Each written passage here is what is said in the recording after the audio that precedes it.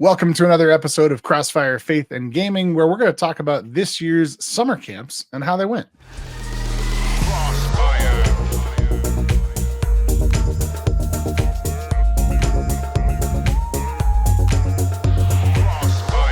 I'm joined by my co-host, Russ Dornish, and our frequent guest, who's become pretty much a co-host, Brian Swift. And I am Pastor David Petty, and we're going to talk to you a little bit about how camp went. So this year we ran 3 different camps, 1 week-long camp in Denver, Colorado, 2 camps in Montana, 1 for 2 days in Bozeman, 1 for 2 days in Billings. And so I am joined by Russ and Brian. Brian joined us in Denver for 5 days. Russ joined us in Montana for 5 days. Brian joined us in Montana for 2 days. And we are all at this end of camp. So I just want like a quick couple sentences, gut reaction, starting with Russ. Russ, how did camp go? Camp was great. It was really awesome to get to do it in Montana this year. After just doing it in Colorado this year, I think the Montana kids really appreciated the camp. We had quite a turnout at both camps, and a wide range of ages, genders. So it was really awesome just to see the diversity that we were able to achieve, and just the enjoyment that they had. You know, I still have some of the kids talking to me about how much they enjoyed it. And on top of that, you know, a lot of them have already taken us up on being a part of the Discord server that we have and the Minecraft server, and just continuing that camp experience they got last week to now getting to do it online. So really, really awesome to see. Really, I think, successful camp season. Yeah. Brian, what's your gut reaction? How was camp? Yeah, camp was amazing.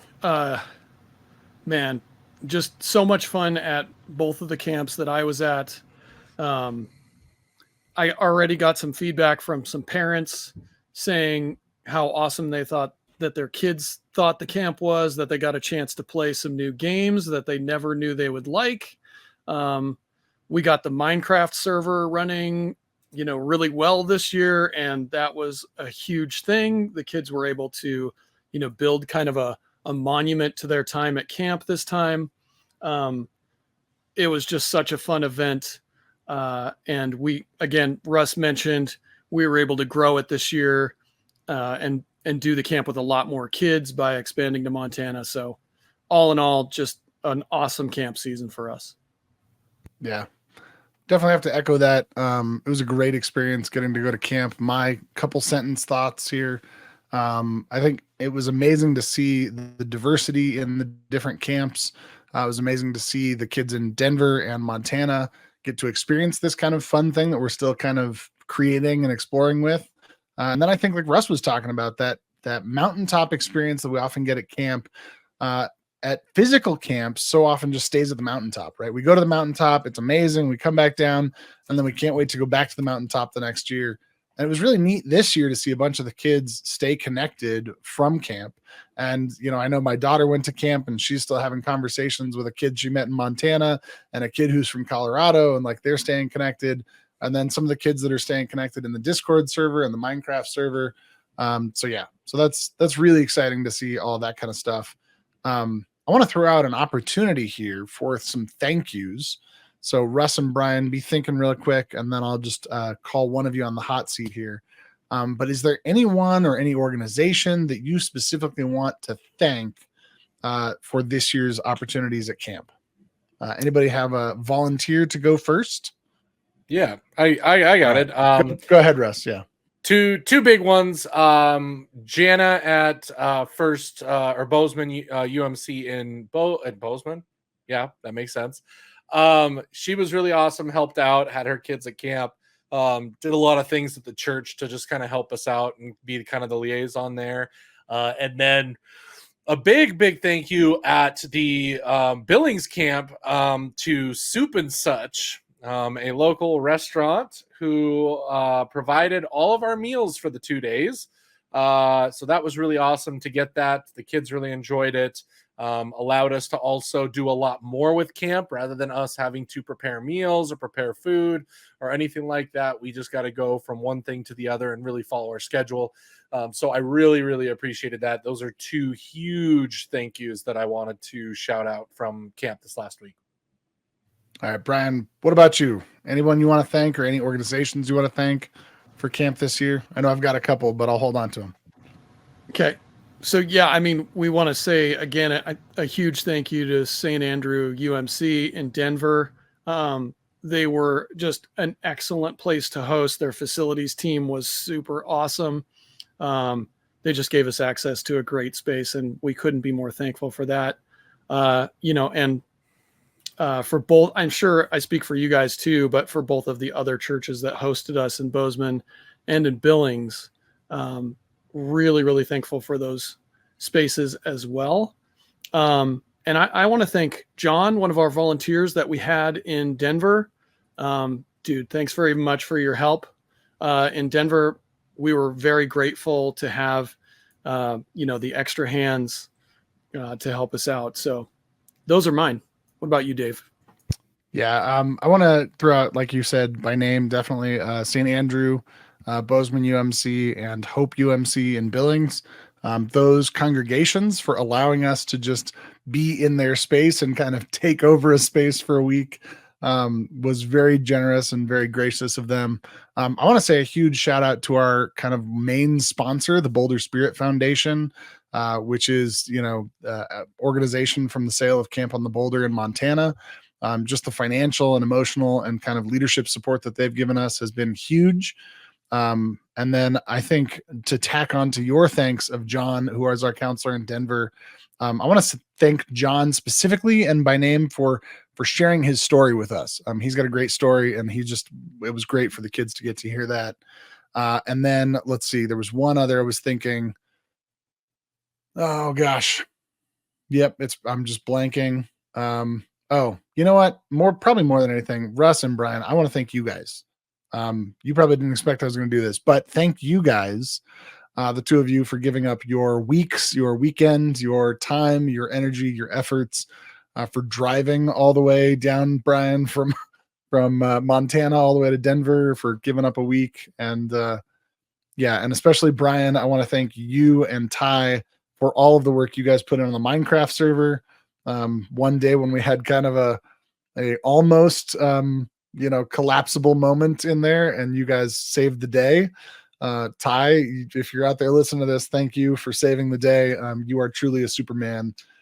So thank you guys, and Russ and Brian, thank you for your spiritual leadership, for your grace, for your presence with these kids.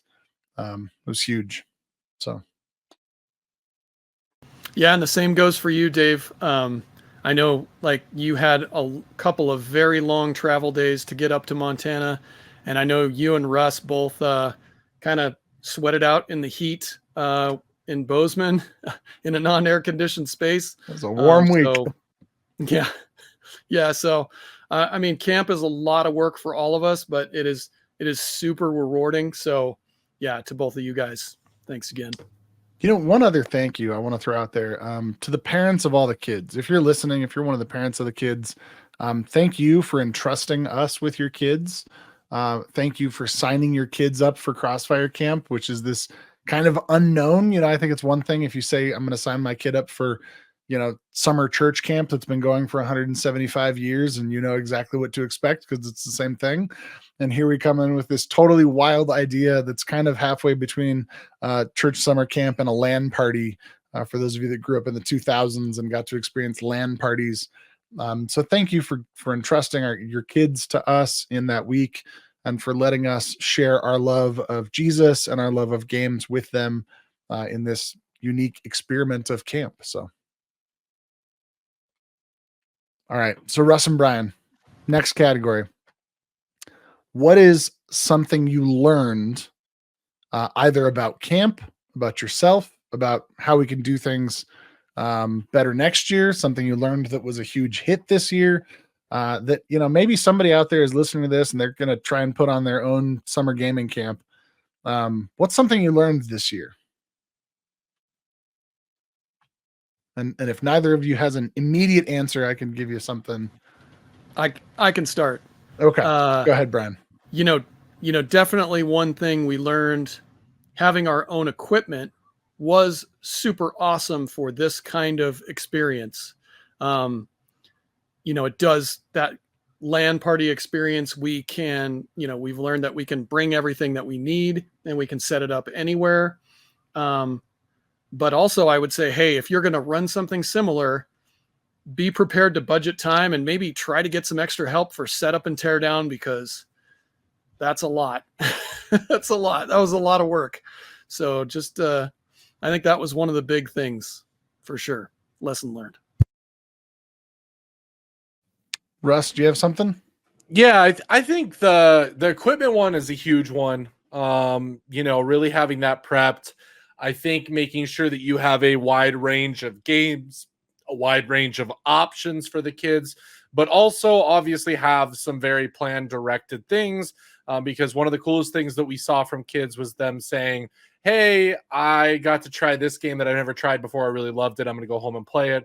So getting to try new games at camp was also a really, really great idea. So that's kind of, you know, where we're at.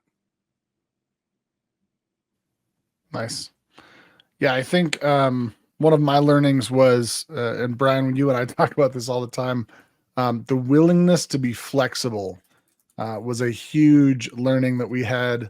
And I think that goes to all of life, but especially in running a camp.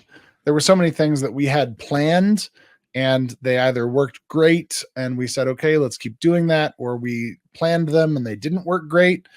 There's stuff we learned from last year that we said, hey, this thing didn't work, and we're flexible and we just changed it. So I think that was a huge learning for me, was just the constancy of flexibility and how important that is. So what do you guys think were some hit games that we had, or maybe one of your favorite games, whether it's, you know, a favorite because it's always been your favorite, or a favorite maybe you just discovered? Yeah. Some of the games that, I mean, the kids really loved, Ultimate Chicken Horse, which we talked about last year. Spider Heck was another one that the kids really loved. Our Minecraft server was an absolute hit across the board. Having our very own server powered on its very own computer that allows so much customization. Again, Brian, your son Ty did unbelievable things getting that set up. That was a huge thing, and that's going to be a huge thing going forward in what really makes Crossfire grow and be what it is. So that one's really important for me personally. We talked about this at camp, but getting to play some of the co-op games with the kids, sit down, whether it was teaching and sitting with Minecraft with one of the kids who hadn't played before, and really seeing them kind of light up and start figuring things out, to getting to play some Shredder's Revenge with Brian and one of the other campers. It's always fun to play a multiplayer, you know, beat 'em up. That's just a lot of fun in just the game by itself, but even more fun when you're playing with others. So yeah, those were definitely the highlights for me. Yeah. And for me, you know, our Smash tournament, our Smash Brothers tournament is awesome. It a lot of times is our, I mean, up to this point, it's been kind of our capstone moment to the camp, and the way we do it is kind of special, and makes just for an awesome experience for us, and really an awesome experience for the kids. They have an absolute blast with that one. So that's my favorite game that we played. Yeah, I have to throw it out to probably Chicken Horse and Minecraft. Ultimate Chicken Horse, which I got to give credit to Ben, who was one of our counselors last year, for bringing us Ultimate Chicken Horse. I had never heard of it before, and when he said Ultimate Chicken Horse, I was like, what in the world are you talking about? But it since has become one of my family's favorite games. I've recommended it to a few families. So if you're out there listening and you're looking for a good game to play with a family or with friends, and this is a game that plays across a variety of skill levels. So, you know, you can have a 17-year-old and a 10-year-old, someone who's been playing games for 20 years and somebody who's just barely picked up a controller. And Ultimate Chicken Horse kind of levels the playing field because it's just fun and chaotic. And then, of course, Minecraft. Like, Minecraft is just so collaborative and creative, and it allows so many different play styles all within the same game. So kids that like a challenge, kids that like building and creating, kids that like decorating, kids that like going off on their own in a solo adventure, kids that like working together with other players, all of those different players can play together in a Minecraft world and all have fun together. So, yeah. Next question I've got for you, because of course our camp is not just about playing games and having fun, but it's all also about playing games and having fun and learning some spiritual lessons, learning some lessons from Jesus, uh, reading into the scriptures and applying those to our lives. So my question would be, do either of you have a favorite kind of spiritual moment that happened at camp, or something that you really felt like was a shining moment of our spiritual development with the campers that happened? Yeah, I can go first. David, I kind of prompted you on our toxicity day in Billings to tell kind of a cool story that you had told before, I think on the podcast, um, about how you had encountered toxicity and responded in a different way than somebody expected. You responded with kind of kindness and an unexpected response, and that moment cut through, the toxicity, and in that moment, this doesn't always work, but that time it cut through it in that person. Then, because you had been vulnerable with them, they were able to be vulnerable with you, and you were able to tell that story to the kids. And we related that to how Jesus tells us to act, in our spiritual time that day. Going through some of the Bible verses that relate to how we react to people that are toxic or that we would think of as our enemies, and that we're called to respond to them in kindness. And to me, that was an amazing moment, that I thought connected with the kids, at least. And we'd have to get their feedback to see what they thought, but that's a powerful story, and I really thought that moment was pretty amazing. Yeah, Russ, what about you? Yeah, I mean, mine would be similar. I just appreciated the messages that we gave, at both camps. I think empowering these kids to have an idea of how to operate online in a space that can be very difficult to do that, whether that's, meeting random people online and they're not being the nicest people, because again, you have that, anonymous portion of being online. And so people are usually a lot more harsh and say a lot worse things. And I think being able to kind of relate that to, stories and information and things that happen in the Bible, I think that's a really huge aspect to be able to empower kids to understand and maybe think about, the next time they're in that situation. Yeah. Yeah, I think for me, some of it was just praying with the kids. And seeing some of the kids, like when we prayed before meals, and even some of the kids volunteering to pray.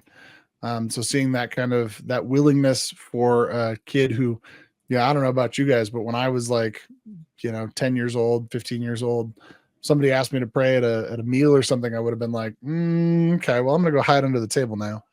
But so seeing some of the kids' willingness to pray, to be spiritual in a communal space, that was neat. And certainly I think that just the ability to share with them the lessons we've learned about how to navigate the virtual world, the digital space. And some of those lessons are harder won lessons than others, right? But how do we then approach those with the mindset of Christ, and a Christ likeness, trying to live more and more like him every day?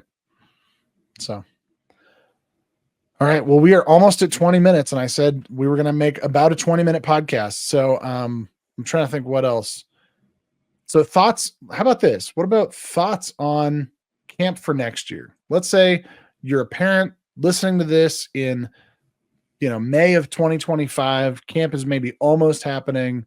And you're listening to this almost year-old podcast with these guys talking about camp from last year. What are our thoughts for camp 2025? Any just like gut thoughts? I mean, obviously we're not going to make any definitive plans and say this is the exact date or anything like that. But what are your thoughts and expectations for camp next year? Yeah, so I mean, expectations, I definitely think we at least do probably the three camps. I know that we had a lot of Billings kids that are really looking forward already to next year's camp. Same with Bozeman. They're already talking about, the friends they want to invite and different people like that. So just seeing different ways that we can expand, seeing different ways that we can, improve the model going into next year. Those are probably my main two things and focuses of our, just what are the ways that we can improve, and then also just reach more kids than we even did this year. So I think that's what I'm looking forward to. Brian, what about you? Yeah. I'm definitely excited for next year's camp. We again had a lot of lessons learned. We went over, just a smattering of those to start with here in the podcast, but we have many, many more things that we've kind of recorded, and we have thoughts and ideas that we're going to try and implement. So I think we're going to continue to try and make camp even better every year. Every time we do it, we learn things that worked and things that didn't maybe work as well. And so we make little improvements each time. So as Russ mentioned, that, we'll try and grow. And we're going to try and make it even more exciting for the kids, and hopefully bring, other messages that'll be important in their life and community online. So I think those are the things we're all looking forward to camp. That's for sure. Yeah. Yeah. And I think my thought is I'm looking forward to continuing to develop the faith of those kids who were there this year, see campers that can come back year after year, and then continue to share some of those lessons that they've learned throughout the year. I'm also just excited for the year between this year's camp and next, with those campers getting to know one another. And then last but not least, I just want a shameless plug. Like I said before, I'm going to put it on the screen down here if you're watching us on YouTube, and if you're listening on a podcast audio platform, you can join our Discord community, discord.churchforgamers. That's church, FOR gamers.com. And that's a way you can join our Discord community, where we've got Monday night fellowship groups, where we talk about games, we pray for one another, we ask questions of one another, we do devotionals. And the other thing I want to just tell people is, if you're listening to this at any point and you want more info about our Crossfire Camp 2024, 2025, you want to see a recap of 2023, you can go to crossfire.camp. It's down over here, crossfire.camp, for more information about Crossfire Camp. And as soon as we have information about 2025, it's going to be up there at crossfire.camp. So if you've got a youth in the Denver or Billings or Bozeman areas, make sure to check out Crossfire Camp for an exciting, unique camp experience. All right, gentlemen, last thoughts? Anything you're just itching to get out? All right. Well, then what I want to say to everybody out listening online is thank you for joining us. Thank you for listening to this episode of the podcast. We will get back to our normal scheduled information about games and our faith development in our future podcasts, but this was our unique podcast about camp. And thank you for listening. As always, you can support us on Patreon by going to patreon.com/church4gamers. You can join our community on Discord by going to discord.church4gamers.com. As always, we want to give a huge shout out and thanks to our silver level Patreon supporter, Lonnie White, for being our silver level Patreon supporter. And more than anything, we just want to let you know that you belong, that you matter, that you are loved, and that we are here for you. So God bless you, and we will see you, and you will hear us on the next episode of the podcast. God bless.